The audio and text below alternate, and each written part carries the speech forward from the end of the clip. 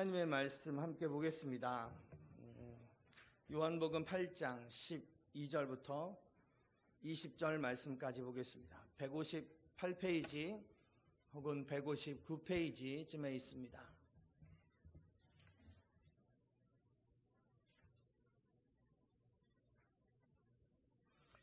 요한복음 8장 12절부터 20절까지입니다. 158페이지에 있습니다. 저와 여러분이 한 절씩 나누어 교독합니다. 제가 먼저 보겠습니다. 예수께서 또 말씀하여 이르시되 나는 세상의 빛이니 나를 따르는 자는 어두움에 다니지 아니하고 생명의 빛을 얻으리라.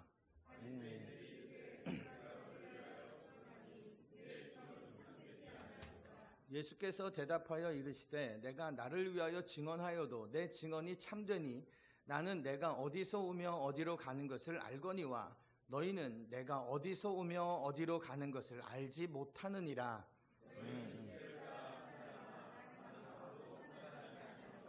만일 내가 판단하여도 내 판단이 참되니 이는 내가 혼자 있는 것이 아니요 나를 보내신 이가 나와 함께 계심이라. 내가 나를 위하여 증언하는 자가 되고 나를 보내신 아버지도 나를 위하여 증언하시느니라.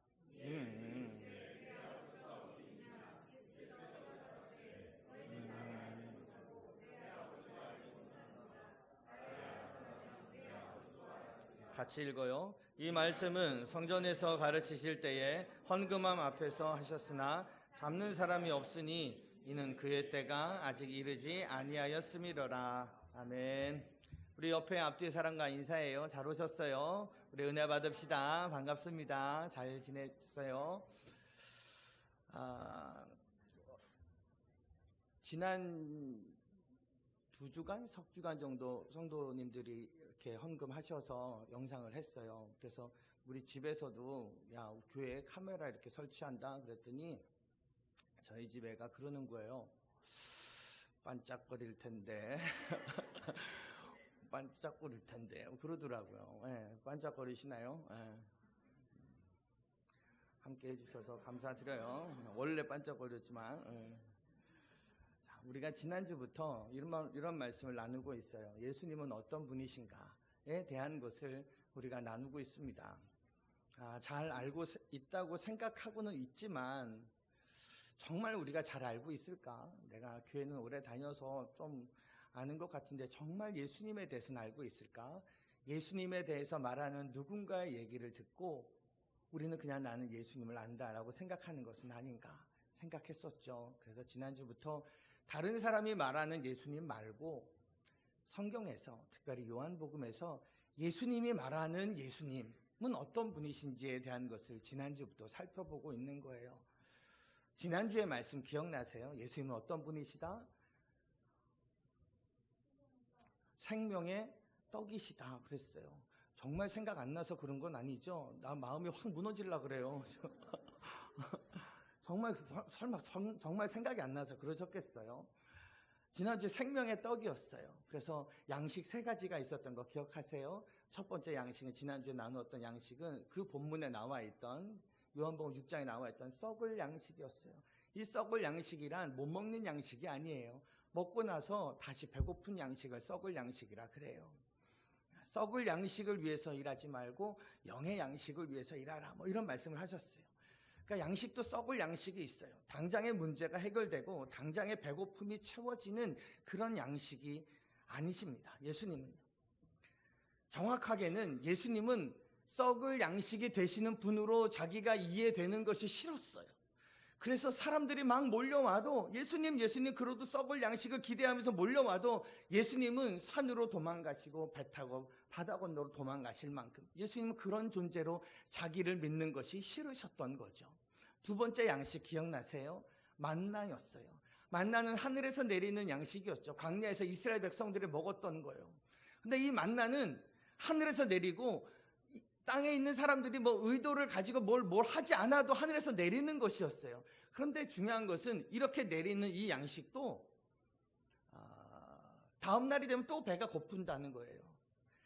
그거는 썩을 양식과 같은 것이었어요. 이 만나라고 하는 것은 그것 자체가 목적이 아니라 훈련시키는 것이 목적이었어요. 기억나세요? 뭘 훈련하기 위해서요? 떡은 바로가 주는 것이 아니라 하나님이 주시는 것이구나. 세상 사는 먹고 사는 문제는 회사가 나한테 월급 주는 게 아니라 하나님이 회사를 통해서 나에게 월급을 주시는구나 하는 것을 알게 하는 것이었어요. 그래서 안식일날 매일 거두어야 됐어요. 또 한 가지 알게 하시는 것은 욕심 부려서는 안 되는구나. 이거를 매일 새벽마다 나가서 이걸 하려니 너무 힘들거든요. 그러니까 이틀치 3일치 한꺼번에 막아놓고 쌓아놓으려 그러면 그게 다 썩어버리고 없는 거예요. 안식일 전날에는 2배를 해도 썩지 않아요. 신비롭죠. 이게 내가 욕심 부린다고 되는 문제가 아니구나. 먹을 것에 내가 욕심을 부리면 이건 안 되는구나 하는 것을 알게 하는 그런 양식이었어요. 신비스러운 일이죠. 또 한 가지, 이 만나를 경험한 사람들은 진짜 떡이 있음을 아는 거예요. 여러분, 우리가 맨날 만나만 기대하면 건강한 신앙이 아니에요. 하나님 하늘에서 기적을 베풀어 주세요. 맨날 이러고만 있으면요, 건강한 신앙이 아니에요. 우리는 진짜 떡이 누구인지를 알아야 되는 거예요. 내 삶에 맨날 이렇게 해주세요, 저렇게 해주세요. 예전에 이렇게 만나를 먹였듯이 이렇게도 만나를 먹여주세요. 그러지 말고 그저 참떡 되시는, 생명의 떡 되시는 예수님을 의지하고 나아가는 거예요. 그게 더 믿음이 좋은 거예요. 예수님이 생명의 떡이 있어요. 그분을 믿고 따른다는 것은 생명을 얻는 일이라는 거죠. 하나님의 생명이 우리에게 찾아오는 거예요. 하나님의 생명은 영원한 생명이에요. 그 영원한 생명이 예수 그리스도를 우리가 먹으면 그 생명이 우리에게 찾아오는 거예요. 우리에게 생명을 주는 떡이 되는 거죠. 단순히 예수 믿는다는 것이 문제의 해결과 자녀의 형통과 사업의 성공만을 위한 그런 신앙이 아니라는 거죠. 예수 믿는다는 건 생명의 문제라는 거예요. 생명의 문제.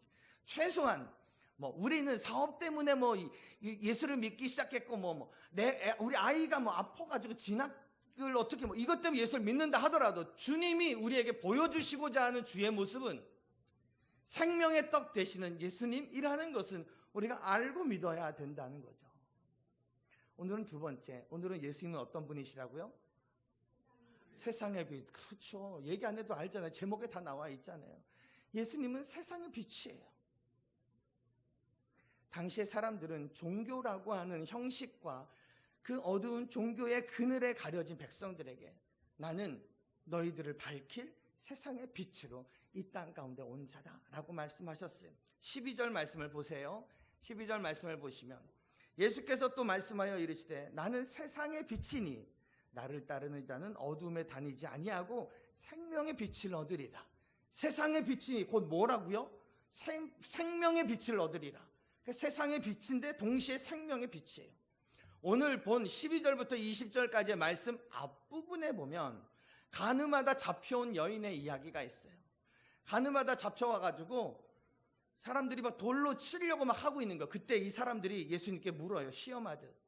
모세의 율법에 의하면 이런 여자는 돌에 맞아 죽어야 된다 그랬는데 사랑을 늘 얘기하시는 선생님 어떻게 하면 좋죠? 이렇게 얘기하는 거죠. 그때 예수님이 땅에다가 끄적끄적 거리시면서 한마디 툭 뱉으셨어요. 뭐라고요?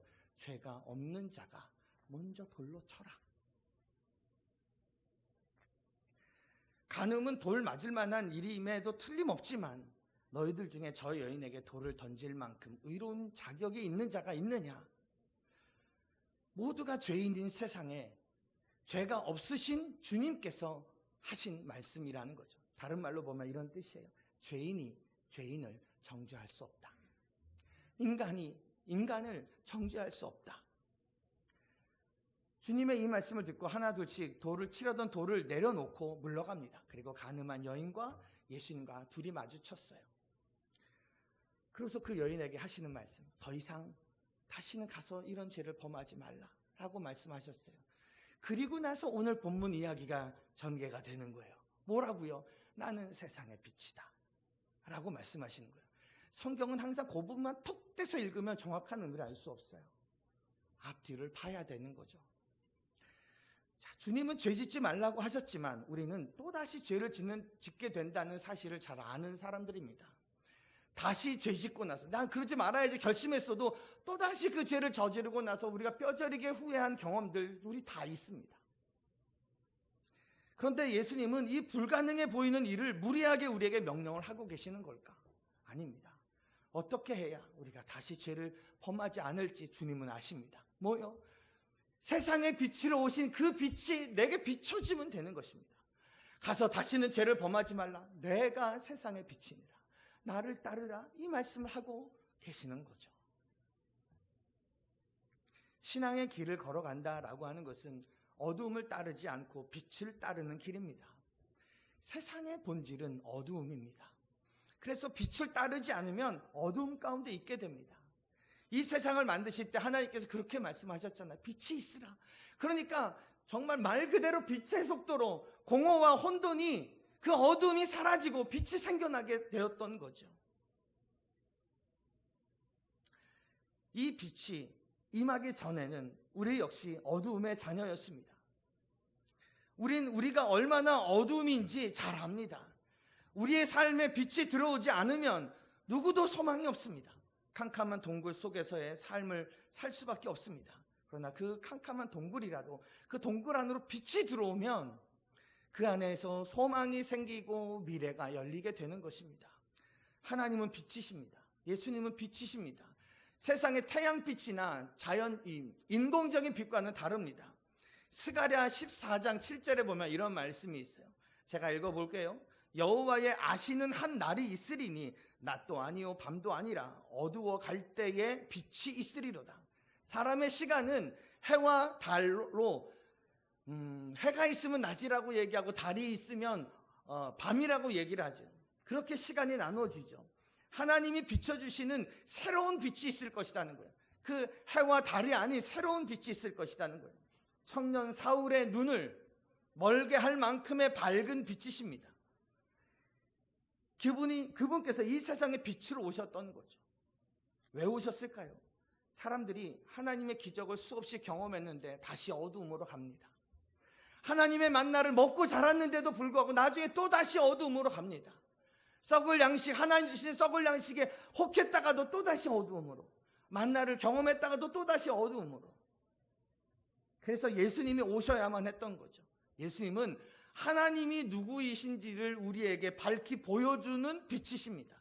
이 어두운 세상에 하나님을 밝히 드러내기 위해서 세상의 빛으로 오셨다는 거죠.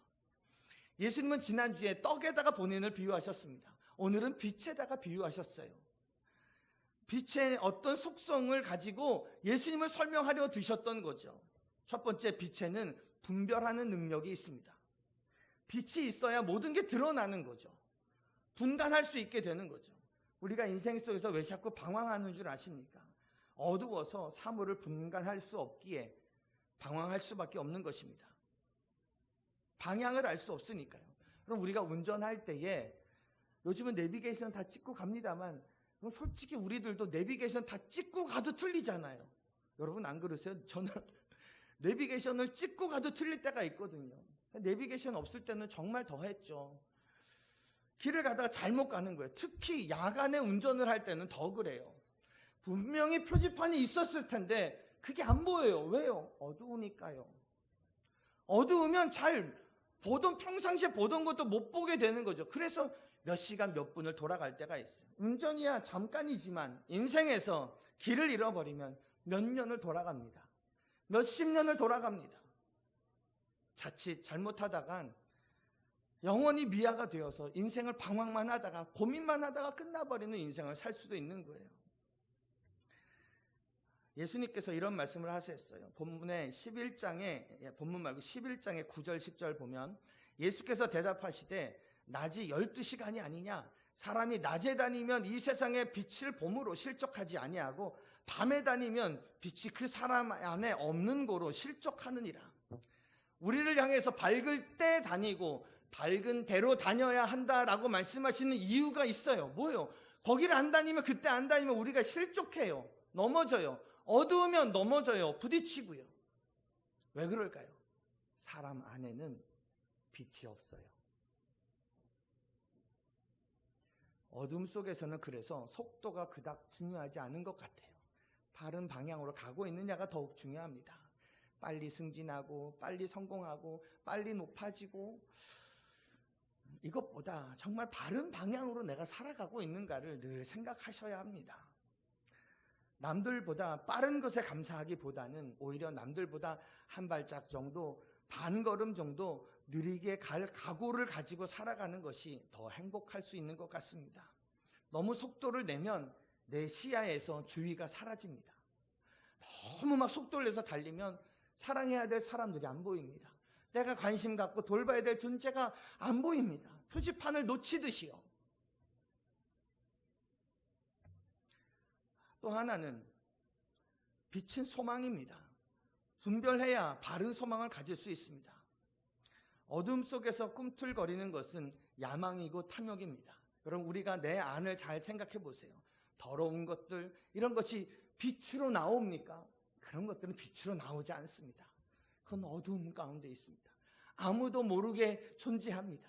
꿈틀대고 그 탐욕이, 욕심이, 그 죄가 내 안에 있는 어두움과 함께 짝지어져서 그렇게 존재하더라는 것입니다. 아무도 없을 때, 아무도 모르게 어둠 속에서만 움직입니다.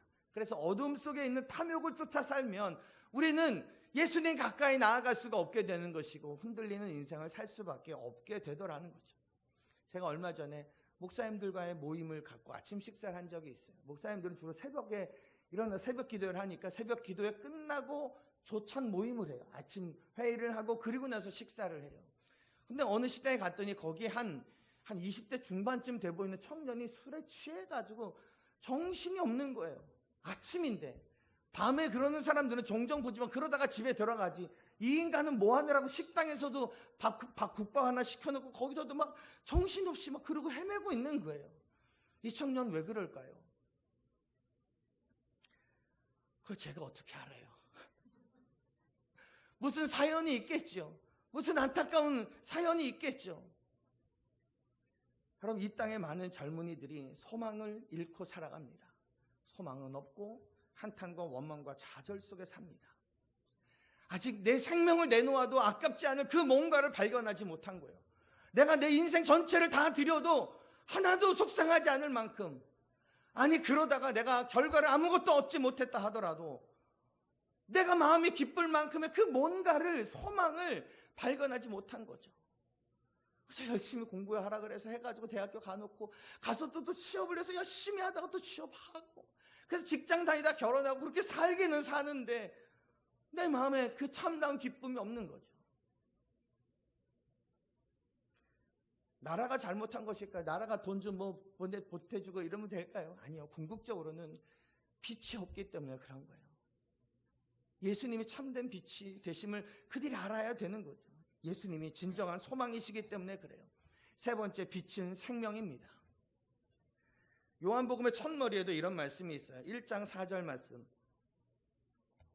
그 안에 생명이 있었으니 이 생명은 사람들의 빛이라. 예수님은 빛이고 이 빛은 생명입니다. 죽음이란 뭘까요? 생명이 결핍된 게 죽음이죠. 죽음의 부재가 생명이고요. 어두움이 뭘까요? 빛이 없는 것, 빛의 결핍, 빛의 부재가 어두움이죠. 예수님이 우리 안에 오시면, 빛으로 오시면 우리 안에 변화가 나타나기 시작합니다. 생명의 현상들이 일어나기 시작합니다. 거미줄이, 머릿속에 그려보세요. 거미줄이 얼기설기 엉켜 있는 곳. 곰팡이로 습하고 냄새나는 컴컴한 방에 한 줄기 빛이 들어가면 변화가 일어나기 시작합니다. 거미줄이 사라집니다. 곰팡이가 사라지고 생기가 도는 방으로 변하더라는 거죠. 이게 당연한 일이죠. 여러분, 내 안에 빛으로 오신 예수님이 빛을 비추고 계십니까? 아직도 침침하고 막 습하고 곰팡이 냄새 나는 그런 마음이십니까? 처음에 우리 안에 예수님의 빛이 비춰지면 자기도 놀랍니다. 내가 이렇게 죄인이었나? 하는 마음에, 내가 안에 이렇게 습했던가? 내가 이렇게 곰팡이가 많았던가? 어두워서, 자기가 하도 어두워서 빛이 비춰지기 전에는 어두워서 내가 이런 존재인지 잘 몰랐던 거죠. 그러다가 내게 빛이 처음 비춰졌을 때 우리가 얼마나 놀라고 부끄러웠습니까? 회개라는 것은 바로 이런 겁니다. 생명의 빛이 비춰져서 자신의 실상을 보는 것입니다. 자신의 실상을 보면 자기가 얼마나 죄인인 줄을 알게 되는 거죠. 태양빛이나 인공빛은 우리의 내면을 비추지 못합니다.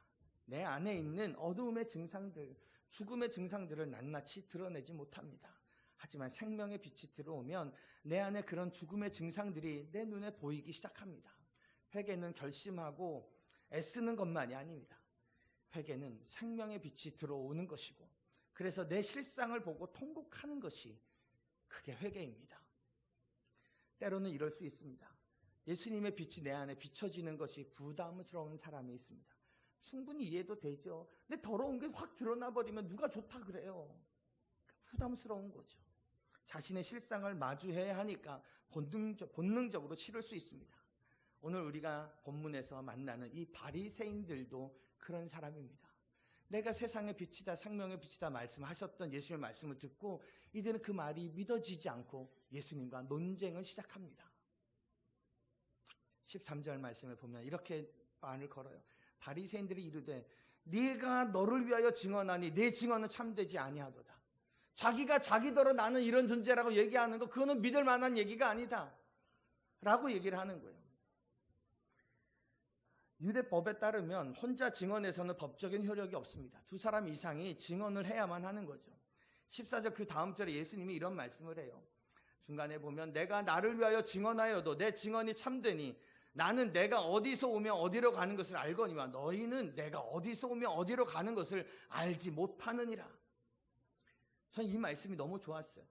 나는 내가 어디서부터 왔고 어디로부터 가는지 예수님 아신다는 거예요. 예수님에 대해서. 세상은 몰라요. 근데 예수님이 알고 있는 그것을 나도 알아요. 예수 믿는 나도 알아요. 근데 세상은 몰라요. 그래서 인간 예수밖에 모르는 거죠. 세상은 예수님의 생애를, 인생을 인정합니다. 심지어는 위대한 스승이라고 말합니다. 그러나 거기까지입니다. 예수님이 하신 말씀 명언이라고, 위대한 말씀이라고 합니다. 유대인들의 종교적인 시기를 받아서 억울하게 십자가 형틀에서 처형된 그 땅에 2000년 전에 한 청년이었다라고 이야기를 합니다. 세상은 왜 이렇게밖에는 예수님에 대해 제대로 이해하지 못할까요? 예수님이 그 이유에 대해서 말씀하십니다. 그 다음 절 15절이요. 너희는 육체를 따라 판단하나 나는 아무도 판단하지 아니하노라. 왜요? 육체를 따라 판단하기 때문에 그래요. 영적인 눈이 감겨져 있기 때문에 그래요. 눈에 보이는 30살짜리 청년, 10대와 20대 남자들은 어떤 여자를 좋아할까요? 정답이 있잖아요. 예쁜 여자 좋죠. 지혜가 있고 부모님께 잘하고 이런 것까지 다 따지지도 않고 예쁘면 다 좋은 거죠. 그 나이 또래의 여자들은 어떤 남자를 좋아할까요? 키 크고 스펙 좋고 멋있고 이런 남자를 좋아하는 거죠. 그러다가 나이가 들면 들수록 철이 들고 이성관도 바뀌게 됩니다.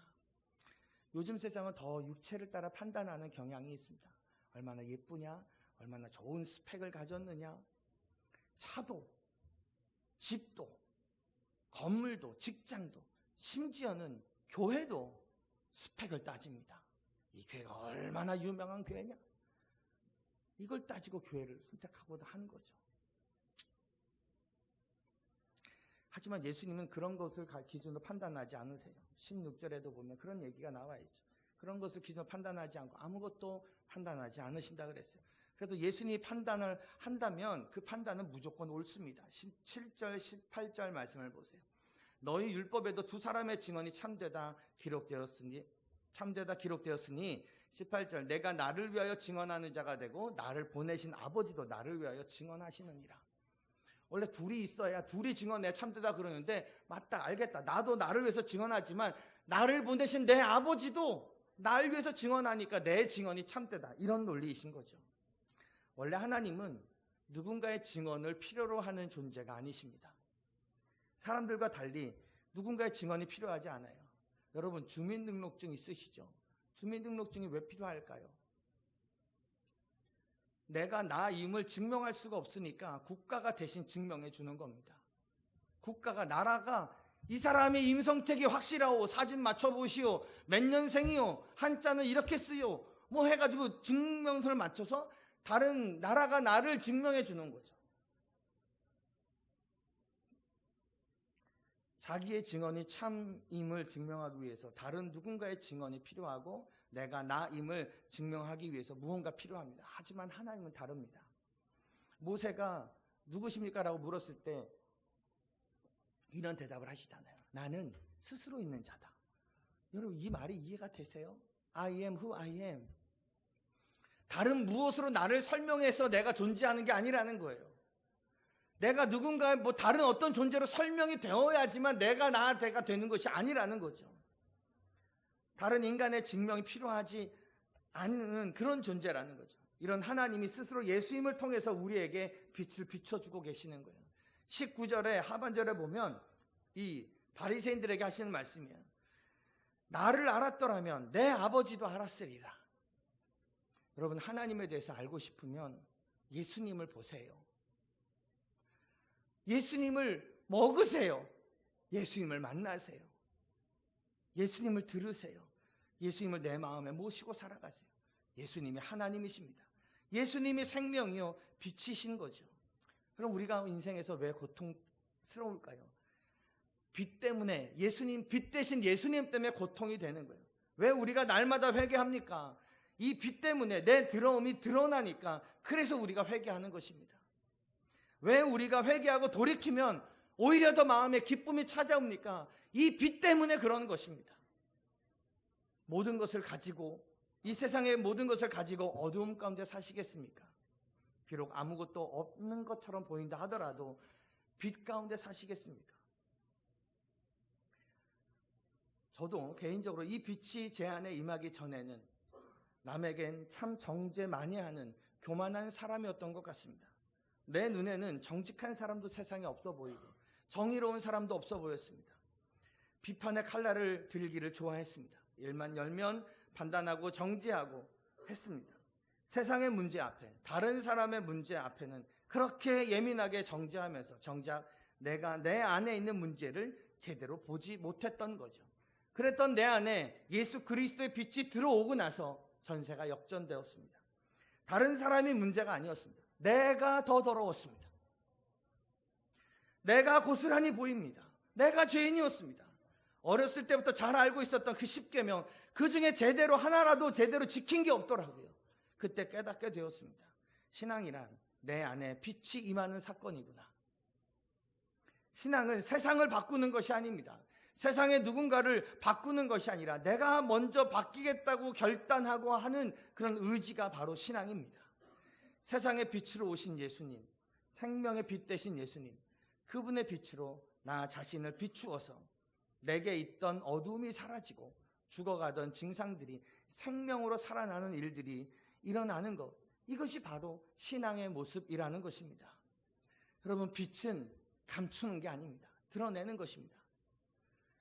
예수님은 빛으로 오셨습니다. 드러내야 할 것이 바로 이 빛입니다. 예수님이셔야 합니다. 그렇게 우리가 빛으로 드러내면 그때부터 세상이 바뀌게 되더라는 거죠. 그래서 예수님만 세상의 빛이 아니라 우리를 향해서도 이런 말씀을 하셨어요. 마태복음 5장 14절부터 16절까지 말씀, 화면을 보시고 우리 같이 읽어봅시다. 시작. 너희는 세상의 빛이라. 산 위에 있는 동네가 숨겨지지 못할 것이요, 사람이 등불을 켜서 말 아래에 두지 아니하고 등경 위에 두나니 이러므로 집안 모든 사람에게 빛이 있느니라.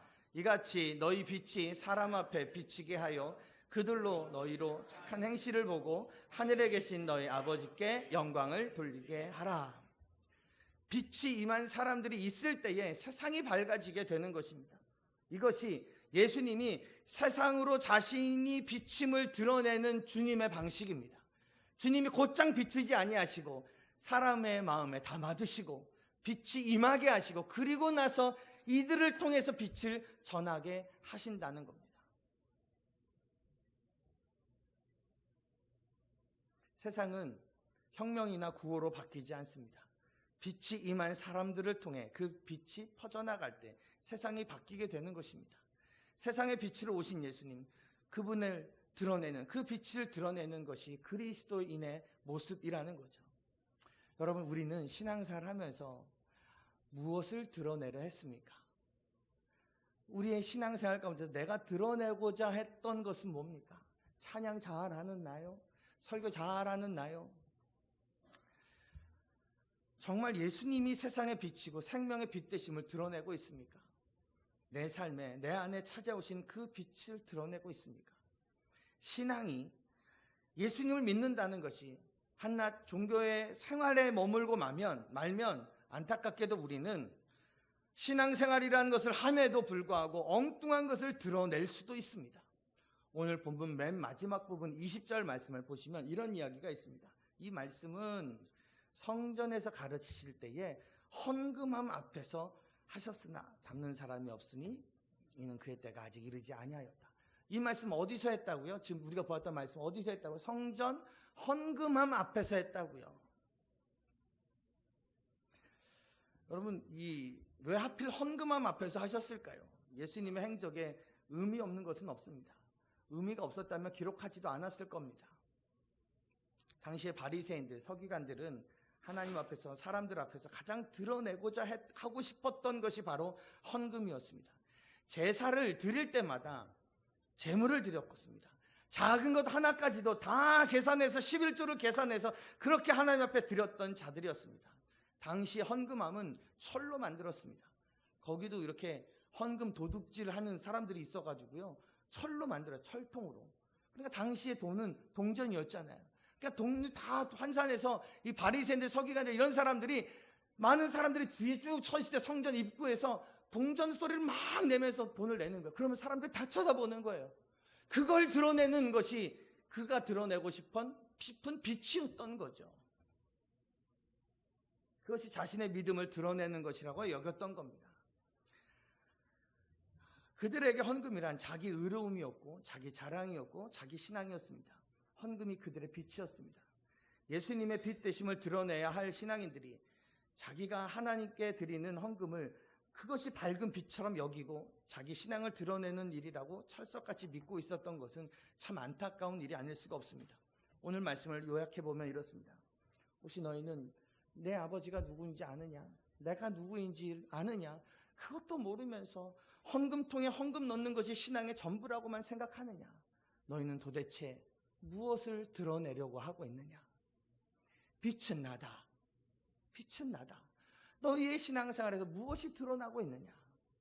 여러분, 헌금을 드리는 것은 귀한 것이고 좋은 것이지만 그것은 우리가 드러낼 일이 아닙니다. 오늘날 그리스도인들과 교회가 예수님 시대에 이 바리새인들, 제사장들, 서기관들처럼 헌금의 영광을 드러내지 않기를 바랍니다. 내가 드린 헌금에 집중하는 신앙이 아니라 예수님이 세상의 빛 되심을 드러내고 그 빛에 집중하는 신앙이 되기를 바랍니다. 돈의 힘, 만몬의 힘에 무너지지 말고 유일하게 우리가 붙잡아야 될 유일한 빛, 세상의 빛, 생명의 빛, 예수님을 놓치지 않고 그 빛이 나를 비추고 내게 생명을 주시는 참된 빛 되심을 늘 기억하며 살아가시길, 그분께 영광 올려드리는 자 되시길 주님의 이름으로 간절히 축원합니다. 아멘. 오늘 주신 말씀 기억하면서 우리 함께 기도하겠습니다. 하나님, 세상의 빛으로 오신 주님, 이거 드러내어야 됨을, 이 빛을 따를 때에 죄 가운데 넘어지지 않게 됨을 우리가 알게 하시옵소서. 아버지 하나님, 우리가 이 길을 걸어갈 수 있게 하시옵소서. 우리가 이 빛을 바라보고 이 빛을 드러내는 그런 인생이 되게 해달라고 오늘 주신 말씀 기억하며 다 같이 함께 기도하시겠습니다. 하나님 아버지, 오늘 저희가 세상의 빛으로, 생명의 빛으로 오셨던 예수 그리스도를 말씀에서 만납니다. 하나님 아버지여, 우리가 이 빛에 집중하는 인생이 되게 하여 주시옵소서. 세상의 빛을 드러내라. 이것이 진정한 소망이요, 이것이 우리가 놓치지 말아야 될 신앙의 본질임을, 생명됨을 우리가 알게 하여 주시옵소서. 우리가 신앙생활이라는 것을 하면서 도대체 무엇을 드러내려 합니까? 내가 헌금 많이 한 것, 내가 봉사 많이 한 것, 그거 드러내는 것이 신앙의 목적이요 본질이 아니라 나의 생명의 주요, 내 모든 것의 빛이 되시는 예수 그리스도를 경험하고 그 빛을 드러내는 인생이 되게 하여 주시옵소서. 아버지 하나님이여, 이 빛이 때로는 나를 불편하게도 하지만 그래서 내 안에 죽음의 증상들이 사라지게 되는 걸 봅니다. 하나님, 빛이 비춰져야 내 안에 이 썩어져가는 더러운 곰팡이 냄새 나는 것들이 사라지게 될 줄로 믿습니다.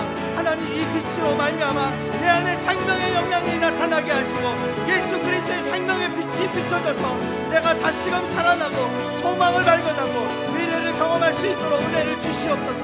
그렇게 내가 이 빛을 내 품에 품고 살아가겠노라 다짐하는 저희들이 될 수 있도록 은혜를 더하여 주시옵소서. 존귀하신 하나님 아버지여, 이 은혜 안에 삶을 살게 하여 주시옵소서. 이 빛에 집중하게 하여 주시옵소서. 내가 드러내고픈 그 어떤 것이 예수님을 가리지 않게 하여 주시고, 하나님 아버지 오직 빛 대신 예수 그리스도, 이 생명의 빛 대신